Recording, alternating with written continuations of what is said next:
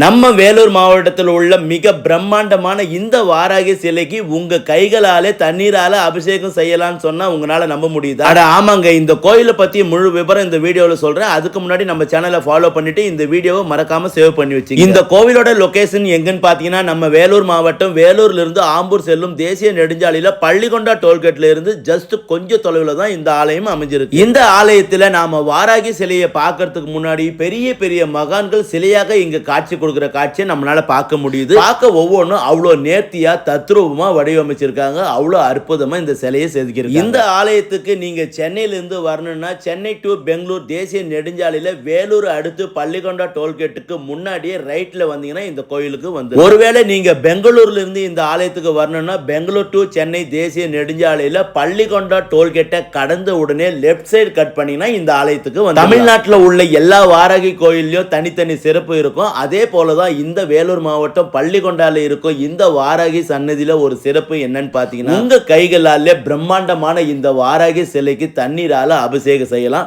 இது ரொம்பவே தனி சிறப்பு. அது மட்டும் இல்லாம இங்கு கொடுக்கப்படும் மஞ்சளை நேரடியா உங்க கைகளால அரைச்சி அந்த வாராகி அம்மனுக்கு அபிஷேகம் செஞ்சு அந்த நீரை உங்க வீட்டுக்கு கொண்டு போய் வீட்டுல முழுவதும் தெளிச்சிங்கன்னா எல்லா பிரச்சனையும் நீங்கன்னு சொல்றேன். இந்த வீடியோ பிடிச்சிருந்தா வீடியோக்கு ஒரு லைக் பண்ணிட்டு அப்படியே உங்க ஃப்ரெண்ட்ஸ் அண்ட் ஃபேமிலிக்கு ஷேர் பண்ணிட்டுங்க. நான் அடுத்ததா இன்னொரு வீடியோல சந்திக்கிறேன். Tata bye by.